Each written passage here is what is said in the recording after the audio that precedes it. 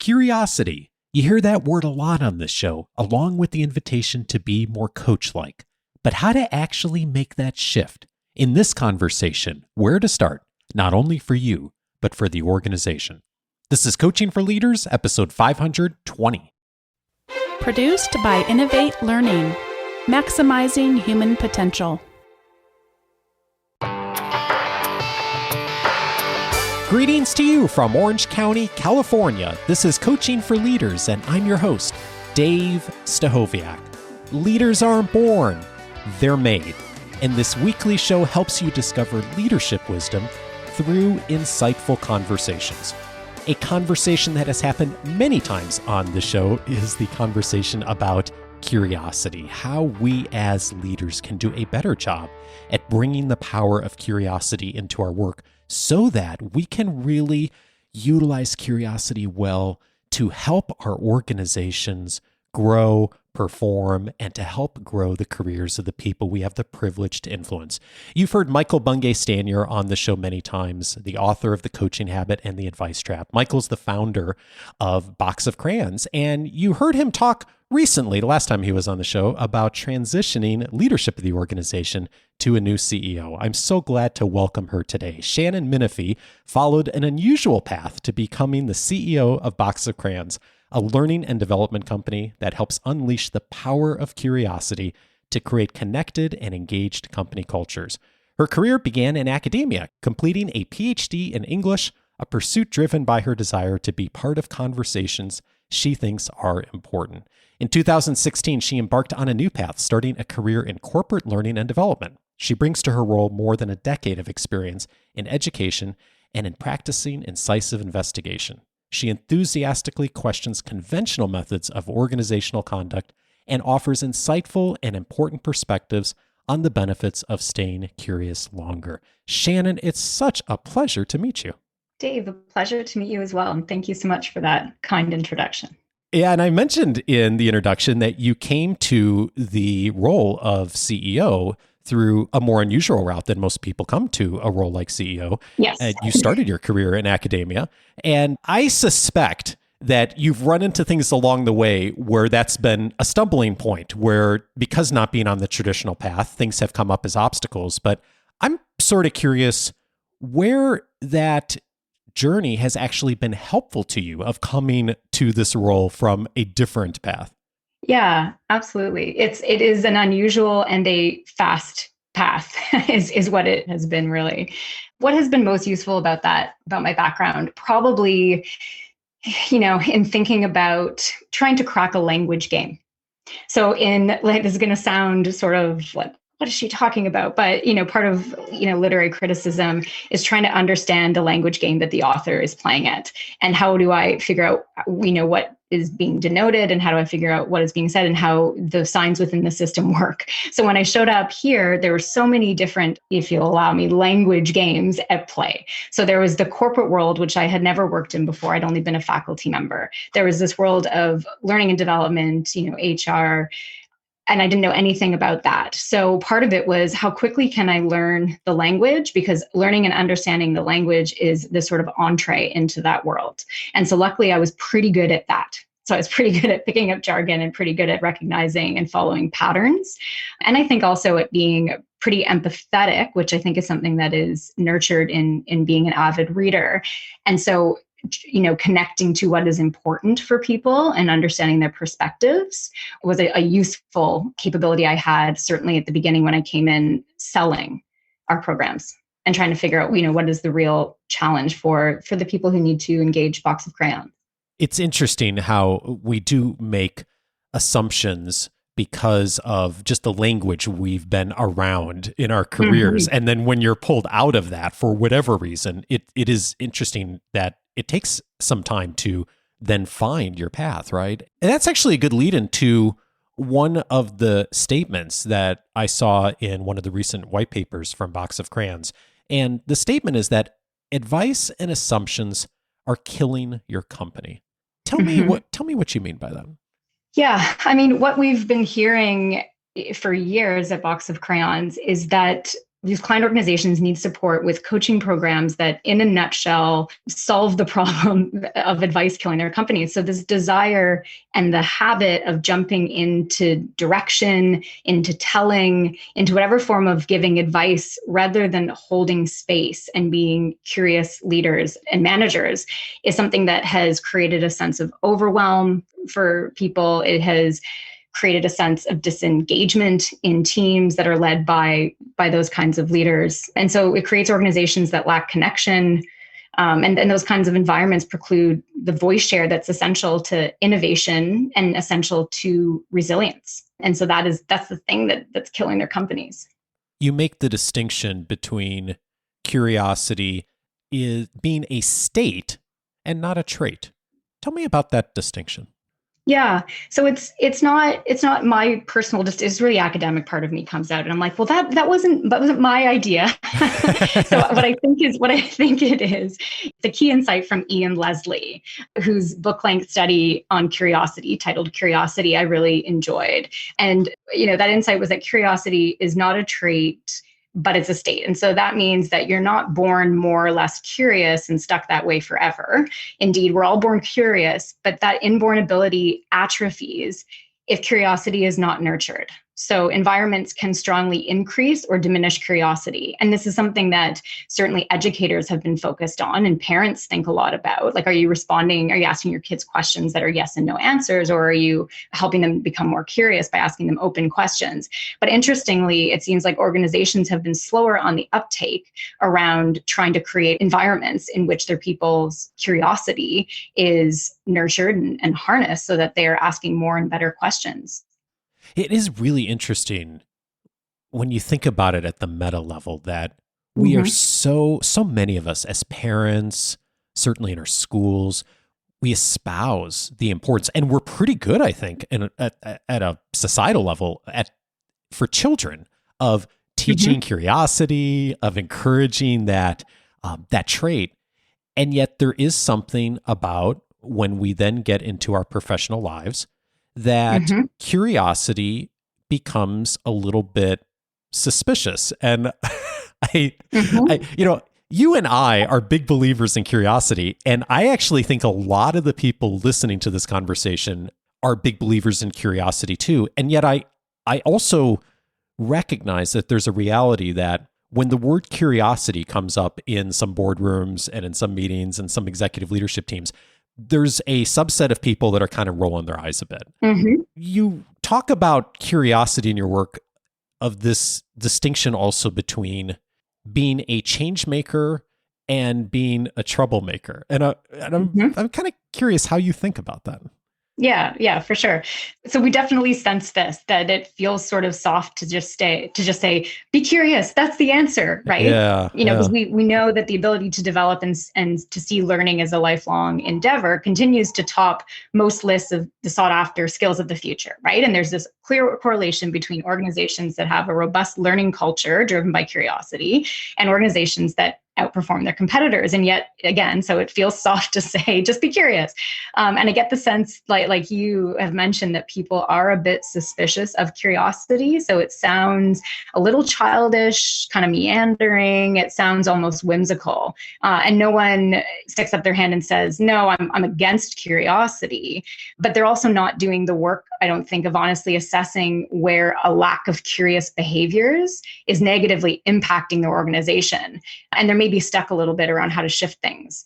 And as you mentioned, I think some of the skepticism comes from the narrow way in which curiosity is typically thought of, which is something that we call troublemaker tendency or troublemaker curiosity. And the way we've described that is that it's fueled by mischief and sparked by prohibition. So that's Dave, you mentioned you have young children. I have a 4-year-old. I know all about that kind of troublemaker curiosity.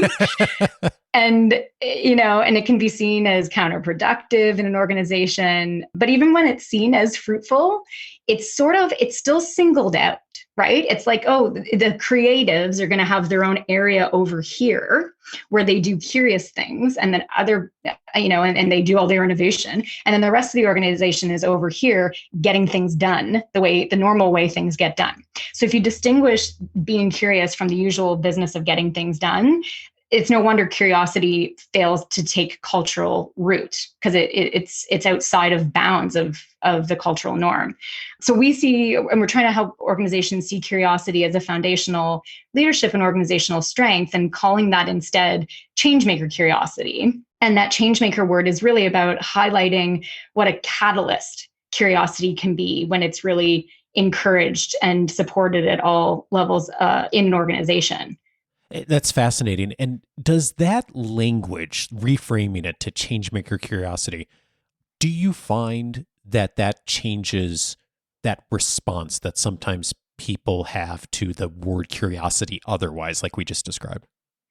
Well, it's an interesting question, because on the front lines of conversations around that, I think it helps our clients build a business case for their leaders around, this is about the ability to embrace the unknown and embark openly on the hard work of, giving up control and being open to new and different perspectives, and having that sort of language to distinguish a sort of activated curiosity must be useful as people sell things internally. I'm noticing it as a practice in distinction that other people writing about curiosity are also making. So, the guys who are doing the Curious Advantage, is it Simon Brown and Garrick Jones and one other? They've written about a similar thing, right? Which is that curiosity is very similar to wonder, but wonder sort of just stays in your head. So they talk about curiosity as wonder put into action. It's got to have this action element to it, this change, this catalyst element to it, in order to have people sort of wake up to the idea that curiosity is not just whimsical, and or is not just in your head or for fun. It's going to have some real impact. Yeah, indeed. And of course, with change, that really does start with us. I mean, so much about this is personal leadership first. And I am interested in what holds us back from being more curious, and maybe even like what, assuming we're doing a decent job at bringing that changemaker curiosity into our work, like how we can perhaps, if not inspire, at least open the door for others to do a bit more of it. And you've really identified in your work, there's 4 things that are a bit of stopping points that if we can get our heads around that a bit, I think it helps us do better, but it also potentially helps the people around us do better. Am I framing that well? Yeah, absolutely. There's a number of barriers, and some of them are at the individual level. So to your point around, even when we're trying our hardest, you come up against that internal resistance. And there are also external barriers. So, back to that idea again of curiosity being a state and not just a trait. So at the individual level, the real barrier to being curious is the advice monster, and you said you've had Michael on your show before. Yeah. So you've definitely heard him talk about the advice monster. So this is about, it's just really hard to stay curious because there are a lot of short-term benefits to giving advice and to making assumptions and to skipping the time, not to mention the humility it takes to sit in mystery a little bit longer. But it's that exact habit of jumping in to give advice that gets in the way, in particular, of coach-like curiosity. So, that's when we're thinking in particular about wanting to jump in and give advice. There's also a kind of curiosity that is more about empathy, which is my ability to see things from a perspective that's completely opposite to mine, and maybe built on a belief system that I don't have. And so all the things getting in the way there are, your subjective belief that your perspective is the primary one, the fact that we only have our own lens through which we can see the world. So the ability to sort of stand back and be self-reflexive about why we think the things we do and the way that we do is a capacity that being curious builds in people. But that barrier, again, is that it's just really difficult. Like that is our default operating system, is the way that we see the world. Yeah, indeed. And one of the things that Michael has taught me that I thought was really helpful was to not necessarily eliminate advice giving, but to slow it down a bit. And I love that invitation from him. And I'm thinking about what he said with the advice monster of, that he might even give advice or even advise leaders to, you still give advice, but to first start from a place of questions and say, well, I'll tell you what I think, but first I want to hear what you think would be a good way to approach this. And one of the things that I'm wondering about, Shannon, is as you work with managers all over the world, and all different kinds of organizations and cultures, when you see people starting to make a bit of that shift from jumping in and giving advice to a place where they maybe ask a question or two, what helps them to start to make that shift? So what we're trying to do in our programs, in particular around coach-like curiosity. So that's all about the ability to slow down the rush to action and stay curious a little bit longer. So we start first by helping shift their mindset around why it's important to do that. Because as with any long-term change, which this is a long-term behavior change, if they don't kind of have at the gut level a belief that this change is worth it and that future me that is going to be able to slow down and ask questions is who I want to become, then the moments when it's difficult, they're going to just give in. So we start by helping them understand what it costs them to jump in and give advice. So that is overwhelm, it's overdependence. Their teams are disengaged, they're disengaged. With less meaning comes less engagement, comes less curiosity, comes less learning, comes less innovation. So we build this sort of business case, but also this individual, what's in it for me. And then we work to help them understand that the really precise change in behavior that they need to make is around staying curious instead of jumping in to give advice. Because if you frame up the behavior change as, you're going to become a coach, which we're never trying to turn people into coaches, or even you're going to be more coach-like, but that's still a bit broad. It needs to be whittled right down into this is the key behavior that gets in the way. When you hear something, you want to give advice, that giving advice serves you, it makes you look smarter, it makes you feel in control, it makes you feel like you're helping people even if you're not. So every time you want to jump in and give advice, you need to ask a question instead. And so when that moment comes, you want to give advice, ask a question instead. And then when you fail to do that, because you will fail a lot, and even really seasoned coach-like leaders jump in and give advice, and they fail a lot. The final step is around asking yourself, what happened there? So it's actually engaging curiosity at sort of a meta level, Dave. Yeah. So be curious about why you couldn't be curious. That's huge. I catch myself all the time giving advice, as much as I should know better, as many times as I've read and listened about how not to do that, right?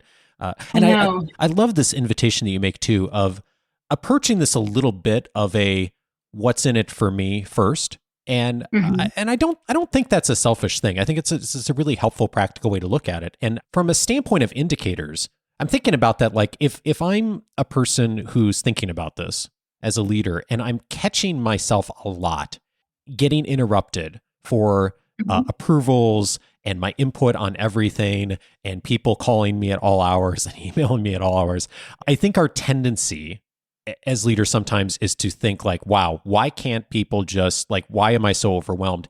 And I hear you making the invitation of maybe, but let's step beyond that and also look at ourselves. Like maybe that's a indicator that I'm not being as coach-like, as curious as I probably could be, of really starting with having people begin to do a bit of that for themselves and not be the advice monster. But I'm also thinking about it through the lens of, if I see people on my team, maybe the people I lead, who are struggling with that, who are really overwhelmed with pulled into tons of conversations, that's also potentially an indicator that that's a challenge. And the what's in it for me is, by getting a little bit better at this, you start to reduce some of that dependence and that single point failure system, as the engineers would call it, right? Of having to have everything reliant on one person. Exactly. I'm on just coming out of a maternity leave right now, which is a really hard thing to do as a CEO. And so I had to learn this or prepare for it the hard way, thinking about exactly what you're talking about, right? Which is, I can't be a single point through which everything has to flow. You need to push responsibility down to the level that it belongs, empowering people and holding them accountable. And that, I got to see firsthand where we thought we were good and where we weren't. And it's been a really interesting learning exercise. Yeah, thanks for sharing that. One of the other stopping points for curiosity that you've all identified is complacency. And, I'm thinking about the interview we aired last year with Andrea Wannerstrand at Microsoft. And by the way, Microsoft, for those who don't know, engaged you all to really help to drive more coach-like behaviors in the organization globally.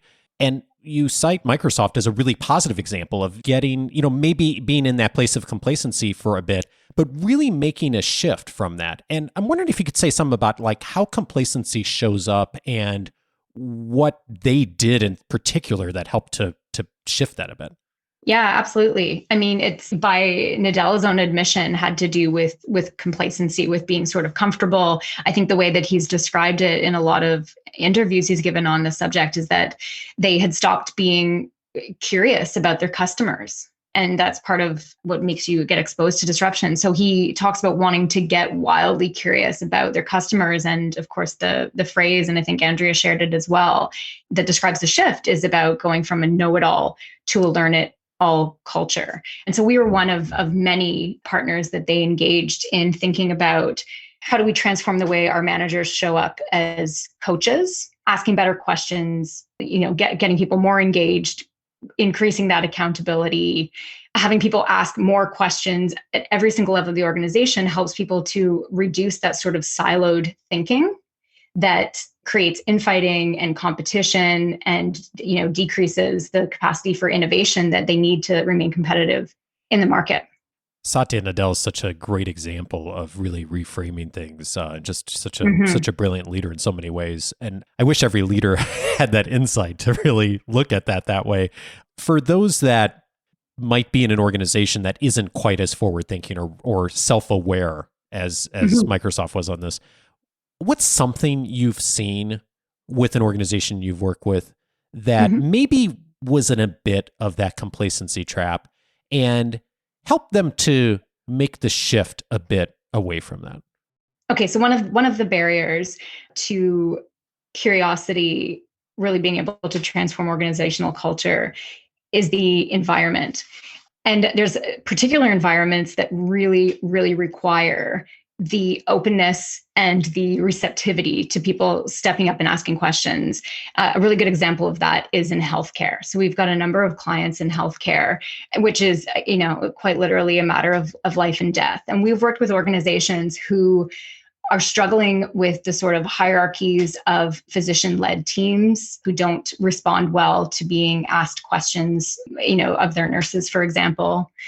And teams that, have stand-ups and safety syncs every single day, where there are so many opportunities to make little adjustments, to discover where the problems are, if they can just be curious and remove the hierarchical thinking that is associated with asking questions as a way of challenging authority. And in the organizations we've worked with, they've seen a lot of success in creating a common language and a common acceptable behavior that is about every time we get together, we are going to be really, really curious about where the problems are, because as a practice, it helps them to really quickly identify changes that need to be made that save lives.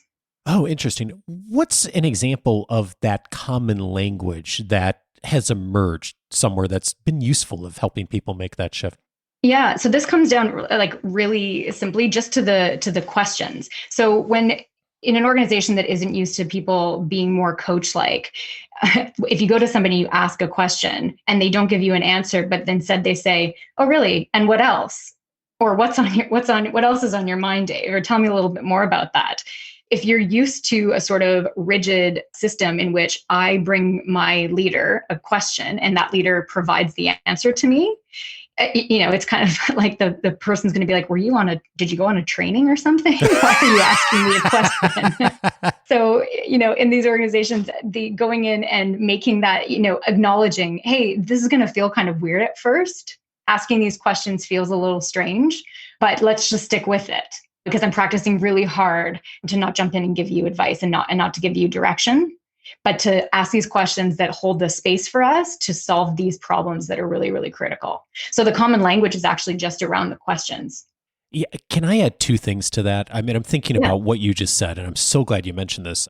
Occasionally, someone has messaged me or said, I tried Michael's question and what else, and people just stared at me. And like, what happened? Did you read, like you said, did you go to training? Did you read a book? And then they stop.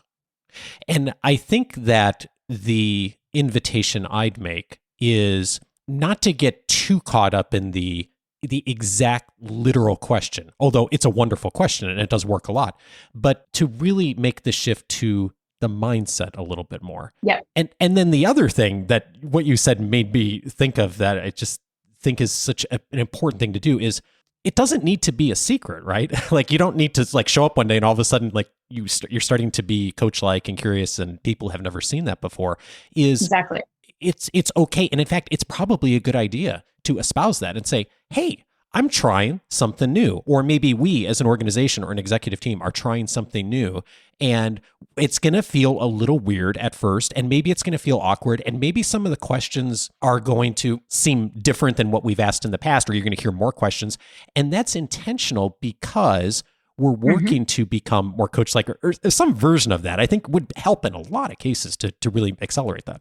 Absolutely. And in one of the hospitals that we've worked with, that's exactly what the president did. So the sort of apocryphal story is that she walked into her all hands meeting with, to your point, it's not that like fidelity to the exact questions is the thing that matters, but it's about, you've got to start somewhere, right? And people don't know the questions to ask. And so she walked into the all hands meeting and she put down one of the cards with the questions on it. And she said, we're going to use these questions to run our meeting.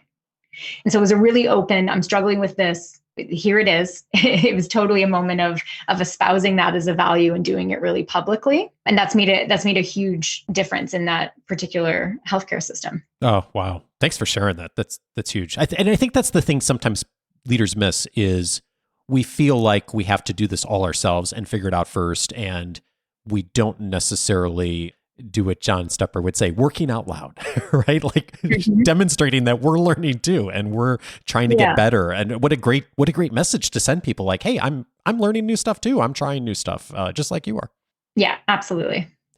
One of the other barriers to curiosity is delusion. And I am reminded often of this beautiful quote about communication. And I forget who said it originally, but the greatest enemy of communication is the illusion of it. And the illusion that's taken place. Yeah. Yes. Thank you. Yeah. And I think that that's very true as well with curiosity of leaders and organizations feel like they're very curious. They're very coach-like, but in reality, they're not. And when you see that, what is it that helps people to see a little bit more and to start to recognize like, oh, maybe we aren't quite as good at this as we thought we were? Yeah, I'm thinking of one client in particular who I won't name that suffered a bit from this delusion barrier. So they came to see that they were suffering from that delusion after doing a series of assessments. We didn't run the assessments, but we worked with them after they had the results of their assessments. So assessments that basically showed that their ability to create empathic and supportive environment in which people felt safe to ask questions was seriously lacking.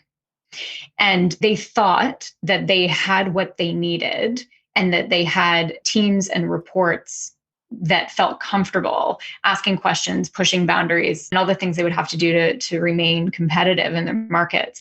And when they learned that all of their reports, this is the most senior leadership team, felt that they were lacking pretty serious self-awareness around supporting that kind of an environment, they were shocked. And they engaged us to go through the programs in order that they could not be sold on, the importance of coach-like curiosity, because they were seeing how that was impacting their ability to be competitive, but to be able to practice that. And part of that for them was about letting go of, for them, a much needed sense of control. So there was a lot of overreach, which overreach was reducing the level of empowerment that their direct reports could feel at any time.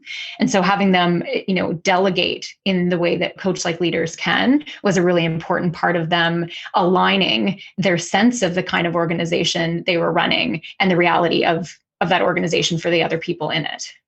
Shannon, thank you so much for sharing all these examples. I know it's going to be really practical for those of us who care a lot about curiosity and being more coach-like to do more of that ourselves. But I think perhaps even more importantly, be able to start to think about that in inspiring that in the broader organization. So I have two invitations for everyone. The first invitation is if you have not yet read The Coaching Habit or The Advice Trap by Michael Bungay Stanier, the founder of Box of Crayons, I would recommend both of those books. And if you haven't read either, starting with The Coaching Habit, I think is a wonderful place to start. It is the foundation for how you as an individual can really become more coach-like, more curious, and open up so many opportunities to not only grow the organization, but to grow the careers of the people around you and you.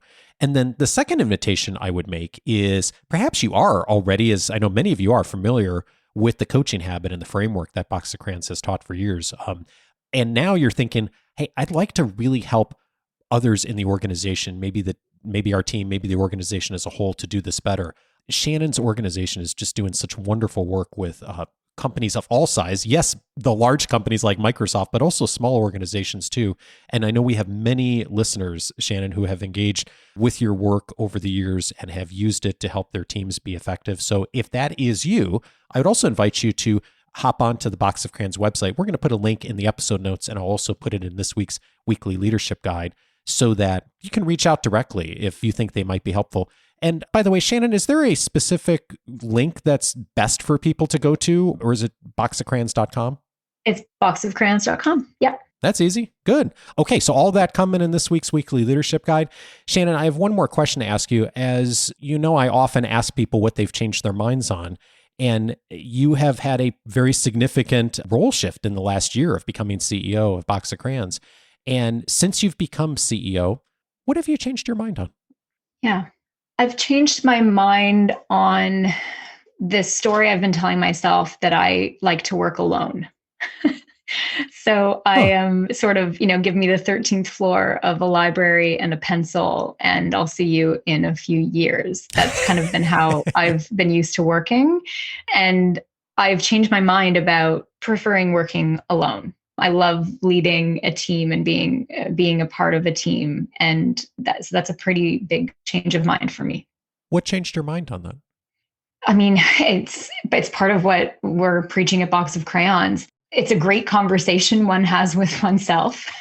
And don't get me wrong, the conversations you have with yourself are really important because in some ways, getting to know yourself is really important before you can kind of meet others where they are. But it's not so much a loneliness as a lost opportunity of that lack of collaboration, that lack of voice share. I was set out for a potentially much lonelier way of working for my life before I changed course. And it's just a really fulfilling and richer experience being part of that team and part of that collaboration. Shannon Minifie is CEO of Box of Crayons. Shannon, thank you so much for your wisdom and leadership. Thanks so much for having me, Dave.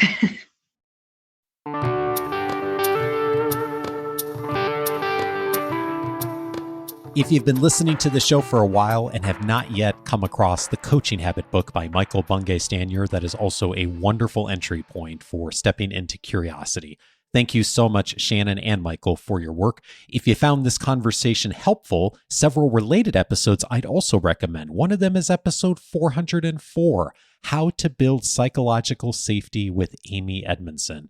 You heard echoes in this conversation about the importance of culture and team and establishing that in order to bring out curiosity, and psychological safety, a key component of that as well. In episode 404, Amy and I talk about her groundbreaking work on psychological safety, how to build it within your organization and how to do it even if the larger organization isn't quite with you there. That's a great complement to this conversation. I'd also recommend my most recent conversation with Michael Bungay Stanier on his book, The Advice Trap. We talked about in episode 458, the way to be more coach-like. If you, like me, are always looking for ways to be more coach-like, episode 458 is a wonderful starting point for you. And then finally, you heard us mention Microsoft's work and working to establish more coaching as part of their culture. In episode 501, I was pleased to welcome Andrea Wannerstrand to the show. She walked us through what Microsoft has done in recent years to build a coaching culture. And Andrea was at the forefront, her and her team, of bringing that cultural change to Microsoft and working across the organization and with Box of Crayons in order to do that. That episode's called How to Build a Coaching Culture. And again, that's episode 501, another good complement to this conversation. All of those episodes you can find on the coachingforleaders.com website. One of the topic areas listed inside the membership library is coaching skills. Many conversations we've had over the years on coaching skills, and of course, so many other topics around organizational change and culture. If you have not yet set up your free membership, that is the very best way to get the most value out of the website and all of the past episodes, because you can search by topic. So if you set up your free membership at coachingforleaders.com, you'll be able to search by topic, plus you'll get access to my own personal library, all of the free audio courses that are available on the website, the highlights from interviews and books I've read, plus a ton more that are all included in the benefits of free membership. Coachingforleaders.com is where to go to set that up. In a few seconds, you will be off and running and have full access to all of the content on the site. Next week, I'm inviting you to join me for a conversation with Raja Manar. He is the Chief Marketing Officer of MasterCard, and he's going to be inviting us to make the shift from advertising to engagement. Join me for that conversation with one of the leading thinkers in marketing today. Have a great week and see you next Monday.